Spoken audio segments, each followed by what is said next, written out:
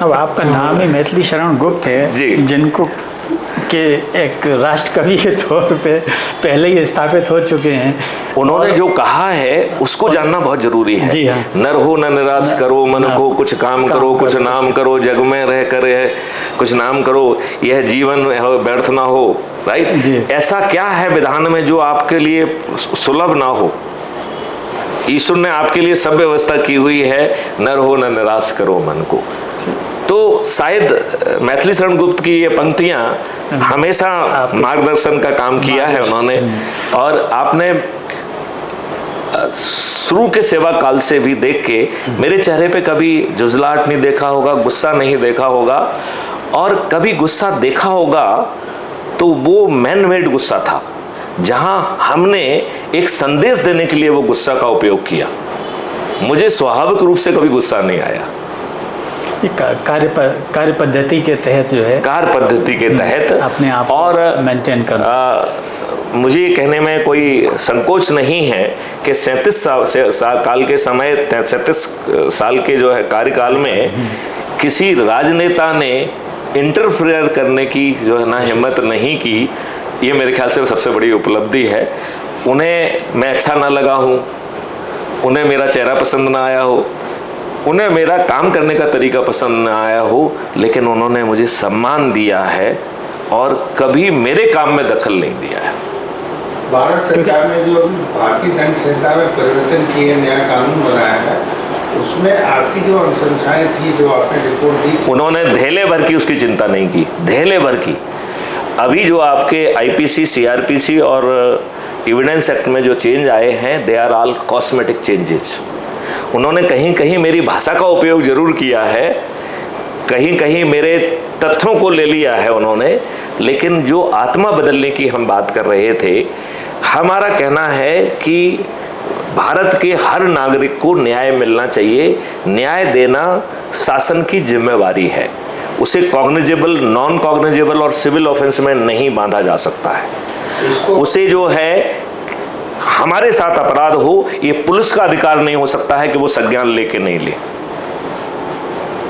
लिहाजा जो crime free Bharat की जो 5 सर्टेनिटी थी, वो सर्टेनिटी जो है यदि रिफ्लेक्ट होती तो हम जो है एक नई आत्मा को पैदा कर पाते। हम एक जो अंग्रेजों के गुलामों वाले नियम की आत्मा को नहीं बदल पाए हैं, हमने यहाँ वहाँ कुछ कॉस्मेटिक चेंजेस किए हैं। मैं उसे अच्छे ढंग से देखता हूँ, मैं उन्हें सकारात्मक मानता हूँ, लेकिन पूर्णतया अपर्याप्त भी मानता हूँ। ऐसा नहीं लगता कि आपको कॉन्सेप्ट में कहीं ना कहीं न्यायपालिका जो है अपने आप को दोयम दर्जे का महसूस करती है?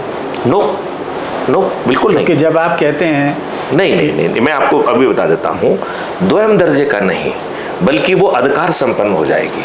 अभी उसकी आंखों पर पट्टी बंधी हुई है। अभी जो है वो कह रही है कि जो ना, तुम यदि आपको व्यक्तिगत जानकारी है तो आप इसमें न्याय नहीं कर पाओगे।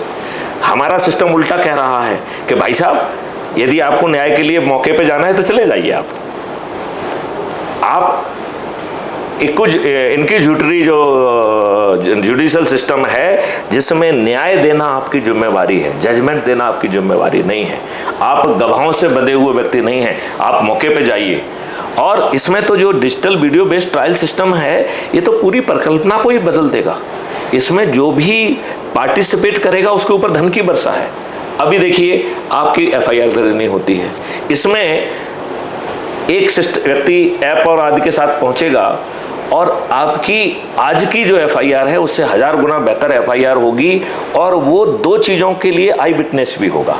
ही will become eye witness to scene of crime and he will become eye witness to your injuries. तो आप ये कह रहे हैं ना कि चित्रगुप्त सब कुछ कर देगा?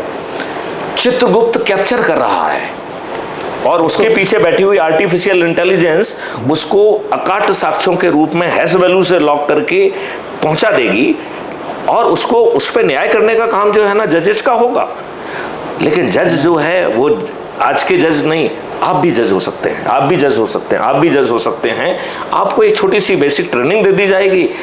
टेक्नोलॉजी ये सुनिश्चित करेगी कि आप नेचर जस्टिस करना ही होगा, और 24 घंटे जो है ना ट्रायल चलेगा, अधिकतम 30 दिन में न्याय खत्म हो जाएगा। आप ये बताइए, अभी पुलिस बेचारी परेशान रहती है, उसको कोई नहीं मिलता है। अब आप बताइए, यदि मान लो सिस्टम ही कलेक्टर के पास जो है ना रिक्वेजिशन भेजता है, कलेक्टर की जिम्मेवारी है कि जांच वाच करके सब चीज़ दे, नहीं तो कल जो है ना कलेक्टर फंस जाएगा। अब बताइए पूरी व्यवस्था बदल जाएगी कि नहीं बदल जाएगी।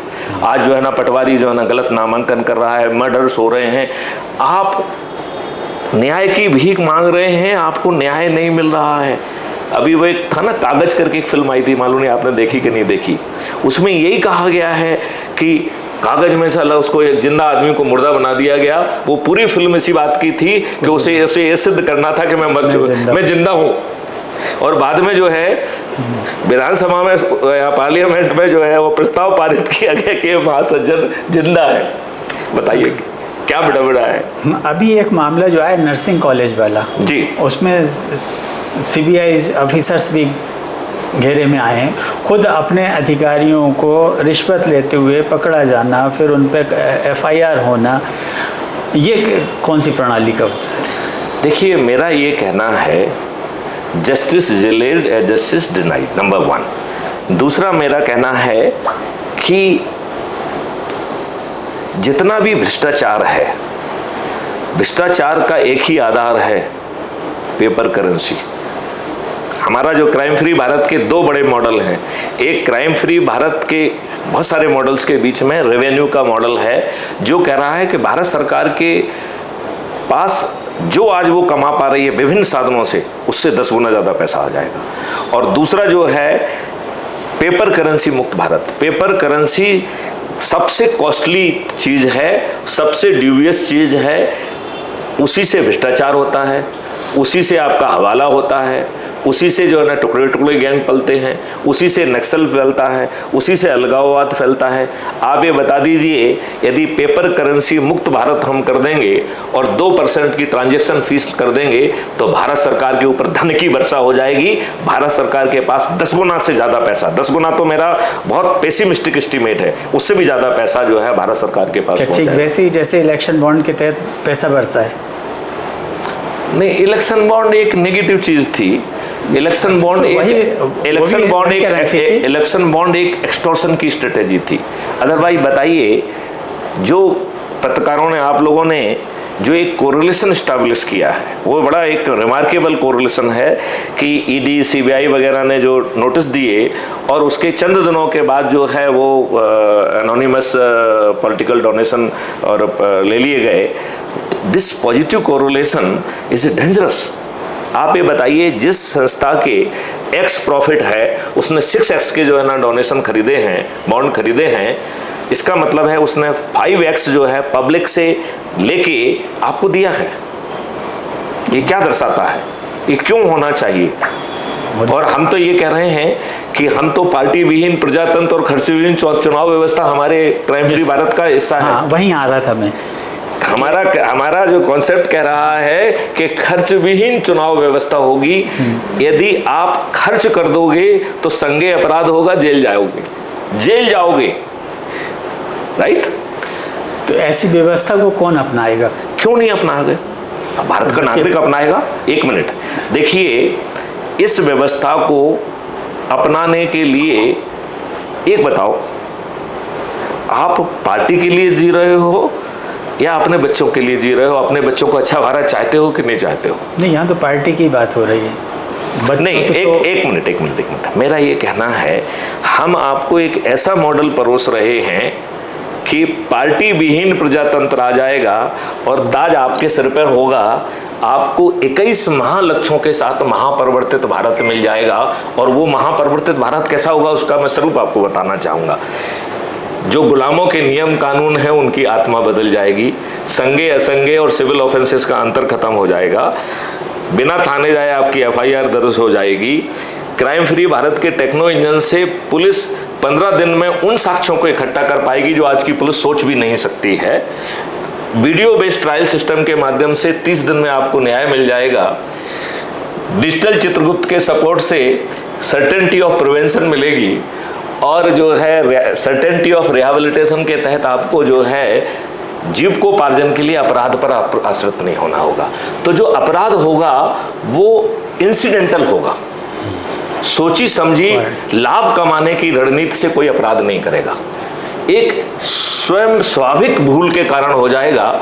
और चूंकि इसमें सबको धन बांटा जा रहा है, जो रिपोर्ट करेगा उसको धन, जो गवाही देगा उसको धन, जो फॉरेंसिक रिपोर्ट देगा उसको धन, जज जो न्याय करेगा उसको धन, पुलिस जो इन्वेस्टिगेशन करेगी उसको धन बटेगा। और पूरा धन बांट के जो धन बांटा गया है उसको जोड़ के 2 से मल्टीप्लाई करके अपराधी से वसूल होगा। लिहाजा जज केवल इम्प्रिजनमेंट के कंपोनेंट पर ही जो है ना अकेला विचार करेगा। धन वाला जो कंपोनेंट है it will be A calculated figure, number 1। Number 2, जजेस का जो अभी डिस्क्रिशन है वो बहुत खत्म हो जाएगा। आप एक अपराध किया तो उसमें जो सजा मिल रही है आपको मैथमेटिकली जोड़ना है, वो आप कॉन्करेंटली चलेगी या जो है ना कॉन्जिक्यूटिवली चलेगी, ये जो असीमित अधिकार हैं ये खत्म हो जाएंगे। तो एक अपराध करने पर लोगों को 500-500 साल की सजा मिलेगी, चाहे वो उसके लिए जिंदा रहें चाहे ना रहें।